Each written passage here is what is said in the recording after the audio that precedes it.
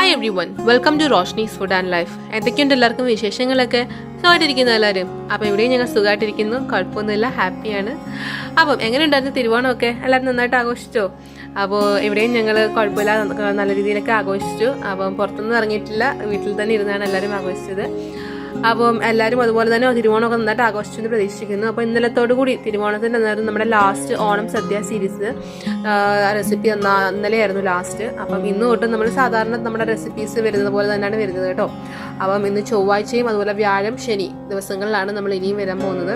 അപ്പോൾ ഇന്ന് ചൊവ്വാഴ്ച ആയതുകൊണ്ട് ഞാൻ സ്കിപ്പ് ചെയ്യേണ്ടെന്ന് കരുതി ഇന്ന് വീഡിയോ സ്റ്റാർട്ട് ചെയ്തതേ ഉള്ളൂ. അപ്പോൾ ഇന്ന് നമ്മുടെ സദ്യ സീരീസിൻ്റെ ബാക്കിയല്ല, നമ്മൾ അതല്ലാത്ത നമ്മുടെ വീഡിയോസ് വരുന്നത് പോലെയാണ് കേട്ടോ വരുന്നത്. അപ്പോൾ ഇന്ന് ഒരുപാട് കോംപ്ലിക്കേഷൻ ഒന്നും ഇല്ലാത്തൊരു റെസിപ്പിയാണ്, വേറൊന്നുമല്ല, എലയടയാണ് ഉണ്ടാക്കുന്നത്. അപ്പം ഒരുപാട് സ്ഥലത്ത് പല പേരുകൾ പറയുന്നുണ്ടാവും. എലാട എന്ന് പറയുന്നുണ്ടാവും, എലയപ്പം എന്ന് പറയും, അങ്ങനെ ഒരുപാട് പേരുകൾ പറയുന്നുണ്ടാവും. അപ്പം നമുക്ക് ഇതൊട്ടും താമസിക്കാതെ തന്നെ നോക്കാം എങ്ങനെയാണ് ടേസ്റ്റി ആയിട്ടുള്ള ഈസി ആയിട്ടുള്ള നമ്മുടെ എലയട ഉണ്ടാക്കുന്നത് നോക്കാം.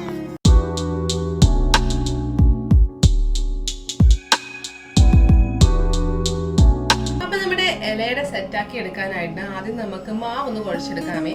അപ്പൊ മാവെന്ന് പറയുമ്പോൾ നമ്മുടെ അരിപ്പൊടിയാണ്, ഞാൻ വറുത്ത അരിപ്പൊടിയാണ് കേട്ടോ ചേർക്കുന്നത്. അപ്പൊ നമുക്കതൊരു 2 കപ്പ് നമ്മുടെ അരിപ്പൊടി ചേർത്ത് കൊടുക്കാം.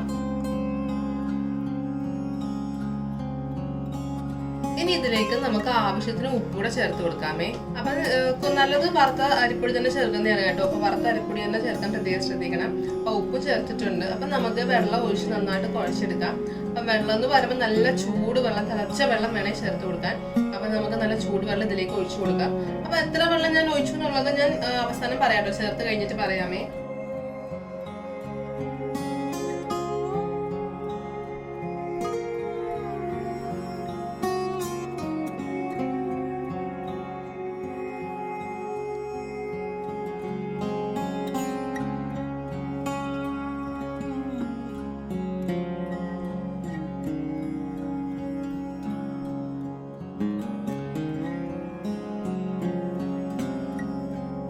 നമ്മൾ ചൂടുവെള്ളം ഒഴിച്ച് സ്പൂൺ കൊണ്ട് നന്നായിട്ടൊന്ന് മിക്സ് ചെയ്തിട്ടുണ്ട്. അപ്പൊ നല്ല ചൂടായിരുന്നു കേട്ടോ, അതുകൊണ്ട് ചൂടൊന്ന് പോയി കഴിഞ്ഞിട്ട് നമുക്ക് കൈ കൊണ്ട് നന്നായിട്ട് കുഴച്ചെടുക്കാം. നല്ല സോഫ്റ്റ് ആയിട്ടുള്ളൊരു മാവ് വേണം കേട്ടോ, ഒത്തിരി കട്ടിയൊന്നും ആയി പോകരുത്. അപ്പൊ നമുക്കിങ്ങനെ ഇലയിൽ ഇങ്ങനെ പരത്തുമ്പോൾ നന്നായിട്ട് പരന്നു പോകണം. അപ്പൊ ആ രീതിക്ക് വേണം നമ്മുടെ വെള്ളം ഒഴിച്ചിങ്ങനെ കുഴച്ചെടുക്കാനായിട്ട് കേട്ടോ. അപ്പൊ ഞാൻ വെള്ളം ചേർത്ത കാര്യം പറഞ്ഞില്ല അല്ലേ. അപ്പം വെള്ളം എന്ന് വെച്ച് കഴിഞ്ഞാൽ ഞാൻ 1 കപ്പ് 2 കപ്പ് ഞാൻ പൊടി എടുത്തിട്ടുണ്ടായിരുന്നു, അരിപ്പൊടി എടുത്തിട്ടുണ്ടായിരുന്നു. അതിന് ഞാനിപ്പോൾ ഒരു കപ്പ് വെള്ളം ചേർത്തിട്ടുണ്ട് കേട്ടോ. അപ്പം നിങ്ങൾക്ക് അങ്ങോട്ടും ഇങ്ങോട്ടൊക്കെ വേരിയേഷൻ വരും. അപ്പം 2 കപ്പ് പൊടി എടുത്തിട്ട് നേരെ 1 കപ്പ് വെള്ളം ഒഴിക്കരുത്, കുറേശ്ശെ വെള്ളം ഒഴിച്ചു കൊടുത്ത് അപ്പൊ എല്ലായിടത്തും വെള്ളം എത്തിയെന്ന് ഉറപ്പാക്കിയതിന് ശേഷം കുറച്ച് സോഫ്റ്റ് ആയതിനു ശേഷം നിർത്തി വെച്ചാൽ മതി. അപ്പൊ കുറച്ച് അങ്ങോട്ടും ഇങ്ങോട്ടൊക്കെ കുറച്ച് വ്യത്യാസം വരും. അതല്ലാതെ ഏകദേശം 1 കപ്പ് വെള്ളത്തിന് അടുപ്പിച്ച് തന്നെ വരുവേ.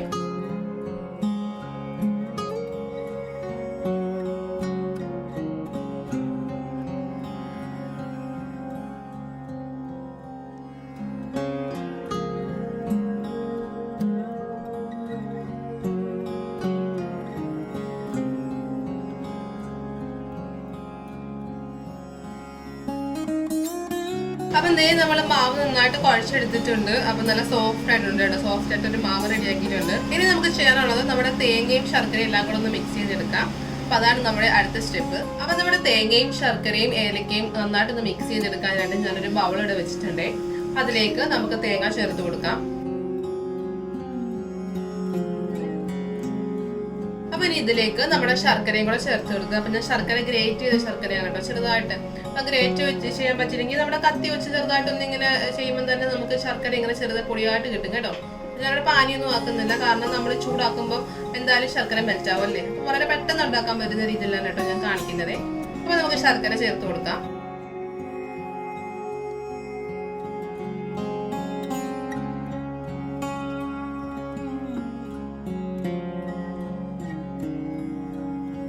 അപ്പൊ ഇനി ഇതിലേക്ക് നമുക്ക് നമ്മുടെ ഏലക്ക പൊടിച്ചതൂടെ ചേർത്ത് കൊടുക്കാമേ. അപ്പൊ ഞാനിവിടെ തേങ്ങ എന്ന് പറയുന്നത് 3/4 കപ്പ് തേങ്ങ എടുത്തിട്ടുണ്ട്. അതുപോലെ തന്നെ ശർക്കര ആണെങ്കിലും ഒരു 1/2 കപ്പ് ശർക്കര എടുത്തിട്ടുണ്ട്. അപ്പൊ ചേർക്കാണെങ്കിലല്ലോ അടയ്ക്കകത്ത് ഒരുപാട് തേങ്ങ ഇരിക്കുന്ന ഇഷ്ടമാണ്, മധുരം ഭയങ്കര ഇഷ്ടമാണ്. അപ്പൊ അങ്ങനെയുള്ള ഒരു തേങ്ങയുടെ അളവൊന്ന് കൂട്ടിയെടുത്തോട്ടോ. അപ്പം എന്നാലേ ഫില്ലിങ് എല്ലാം അടയ്ക്കകത്തും കൂടെ എത്തത്തുള്ളേ.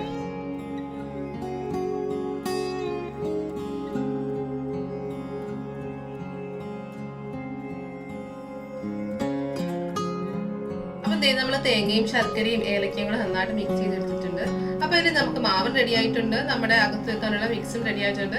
അപ്പൊ അപ്പോൾ നമുക്കിനി ഇലയ്ക്കകത്തോട്ട് നമ്മുടെ മാവ് പരത്തിയിട്ട് ഇങ്ങോട്ട് വെച്ച് കൊടുത്താൽ മാത്രം മതി നമ്മുടെ തേങ്ങയും ശർക്കരയും എല്ലാം കൂടെ. അപ്പം നമുക്ക് ആ പണിയിലേക്ക് കിടക്കാം.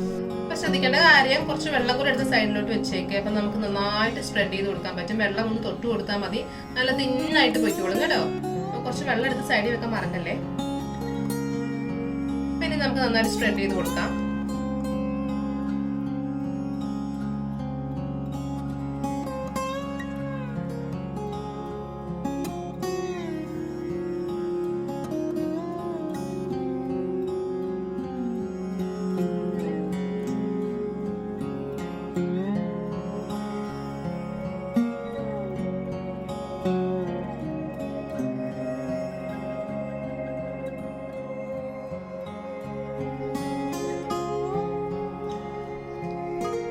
അപ്പം ഞാനുണ്ടല്ലോ മാക്സിമം നല്ല തിന്നാക്കി പരത്തിയിട്ടുണ്ട്.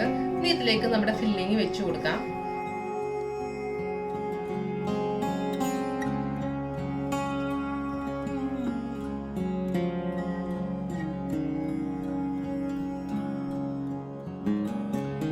അപ്പൊ ഇതിൽ കൂടുതൽ മധുരം നിങ്ങൾക്ക് വേണമെന്നുണ്ടെങ്കിൽ നിങ്ങൾക്ക് അതനുസരിച്ച് വെച്ച് കൊടുക്കാമേ. അപ്പൊ ഞാൻ ഇത്ര വെക്കുന്നുള്ളൂ. അപ്പൊ അവരവരുടെ ഇഷ്ടത്തിനനുസരിച്ച് മധുരത്തിന്റെ അളവ് കൂട്ടുകയും കുറയ്ക്കുകയും ഒക്കെ ചെയ്തോണേ.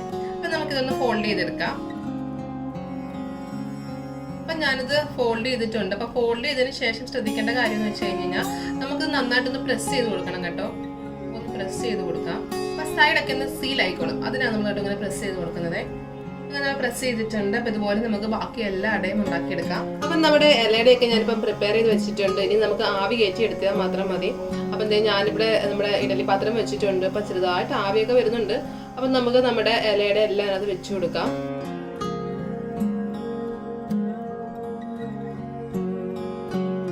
ഇത് നമുക്ക് അടച്ചു വെച്ച് നന്നായിട്ട് വേവിച്ചെടുക്കാം. അപ്പോൾ ഒരു 10-15 മിനിറ്റ് കഴിഞ്ഞിട്ടുണ്ട്. നമ്മളിപ്പം ഇലയുടെ അകത്ത് വെച്ചിട്ട് നമ്മുടെ ഇഡലി പാത്രത്തിൽ വെച്ചിട്ടേ ഒരു 10-15 മിനിറ്റ് കഴിഞ്ഞിട്ടുണ്ടെന്ന് തുറന്നു നോക്കാം. അപ്പോൾ ഇവിടെ റെഡി ആയിട്ടുണ്ട്. അപ്പം റെഡി ആയിട്ടുണ്ടെന്ന് നമുക്ക് മനസ്സിലാക്കുന്നത് നമ്മളിങ്ങനെ ഇലയൊന്ന് പൊക്കി നോക്കുമ്പോൾ അങ്ങനെ വിട്ട് വരും നമുക്ക് ഫീൽ ആവും. എന്ന് വെച്ചാൽ നമുക്ക് കാണുമ്പോൾ തന്നെ മനസ്സിലാവും. കാര്യം പൊക്കുമ്പോഴേ നമ്മൾ ഇലയൊന്ന് പൊക്കി നോക്കുമ്പോഴേ നമുക്ക് കാണാൻ പറ്റും. അപ്പം ഇങ്ങനെ വിട്ട് വരുന്നത് കാണാൻ പറ്റും. അപ്പോൾ അതാണ് ആ പരുവെന്ന് പറയുന്നത്. അപ്പോൾ ഒരു 10-15 മിനിറ്റ് കഴിഞ്ഞപ്പം എൻ്റെ റെഡി ആയിട്ടുണ്ട്. അപ്പോൾ ചിലപ്പോൾ ഓരോ 3-4 മിനിറ്റ് അങ്ങോട്ടും ഇങ്ങോട്ടും ഒരു വ്യത്യാസം വരും. അത്രേ ഉള്ളൂ. കാര്യം എന്ന് വെച്ച് കഴിഞ്ഞാൽ ഓരോരുത്തരുടെ ഇഡലി തട്ടിൻ്റെ കട്ടിയും ഇതൊക്കെ അനുസരിച്ച് അങ്ങോട്ടും ഇങ്ങോട്ടൊക്കെ ഒരു വ്യത്യാസം വരും. അല്ലാതെ കറക്റ്റ് 15 മിനിറ്റ് ഒക്കെ ആകുമ്പോഴത്തേന് നമുക്ക് ഇലയുടെ ശരിയായി കിട്ടും. അപ്പോൾ ഇത് ഞാനൊരു സെർവിങ് പ്ലേറ്റിലോട്ട് മാറ്റുവാണ്. നമ്മുടെ ഇലയുടെ ഒരു സെർവിങ് പ്ലേറ്റിലോട്ട് മാറ്റി ഞാൻ കാണിച്ചു തരാം. അപ്പം നല്ല പെർഫെക്റ്റ് ആയിട്ട് വന്നിട്ടുണ്ട് നമ്മുടെ ഇലയട. അപ്പോൾ നേരത്തെ പറഞ്ഞ പോലെ ഇലയപ്പം എന്ന് നമുക്ക് പറയാം, ഇലയട എന്ന് വേണമെങ്കിലും പറയാം. അപ്പം ഞാൻ എൻ്റെ ശർക്കരയൊന്നും പാനിയൊന്നും ആക്കാതാണ് കേട്ടോ നമ്മുടെ ഈ ഇലയട ഉണ്ടാക്കിയെടുത്ത്. നിങ്ങൾ കണ്ടില്ലേ? അപ്പോൾ ഒരുപാട് പണികളൊന്നും ഇല്ലാതെ തന്നെ നമുക്ക് വേഗം റെഡിയാക്കി എടുക്കാൻ പറ്റുന്ന നമ്മുടെ ഇലയടയാണിത്. അപ്പോൾ എല്ലാവരും ട്രൈ ചെയ്ത് നോക്കുമെന്ന് പ്രതീക്ഷിക്കുന്നു. അപ്പോൾ ഞാൻ നിങ്ങൾക്കൊന്ന് കട്ട് ചെയ്ത് കാണിച്ചു തരാം. അപ്പോൾ നമ്മുടെ ശർക്കരയൊക്കെ നന്നായിട്ട് മെൽറ്റ് ചെയ്തിട്ടുണ്ട്. അപ്പോൾ നന്നായിട്ട് നമ്മൾ ഇങ്ങനെ ഗ്രേറ്റ് ചെയ്തിട്ടത് കൊണ്ട് തന്നെ അപ്പോൾ നമ്മൾ നമ്മുടെ ചൂടടിക്കുമ്പോൾ തന്നെ നമുക്കിങ്ങനെ ശർക്കരയൊക്കെ നന്നായിട്ട് മെൽറ്റായി നന്നായിട്ട് ഇരിക്കുന്നുണ്ട്. അപ്പം കുട്ടികൾക്കൊക്കെ ഭയങ്കര ഇഷ്ടമാവും. അപ്പോൾ എല്ലാവരും ട്രൈ ചെയ്ത് നോക്കിയിട്ട് നിങ്ങളുടെ ഫീഡ്ബാക്സ് ഒക്കെ കമൻറ്റ് ബോക്സിൽ ഇടാൻ ആരും മറക്കരുത്. ഇതുപോലത്തെ നല്ല നല്ല റെസിപ്പീസുമായിട്ട് ഞാൻ വീണ്ടും വരാം. അതുവരെ ബൈ, ടേക്ക് കെയർ. രുചിയുടെ വർണ്ണങ്ങൾ നിങ്ങളുടെ മനസ്സ് നിറയ്ക്കട്ടെ. സ്നേഹത്തോടെ റോഷ്നീസ് ഫുഡ് ആൻഡ് ലൈഫ്.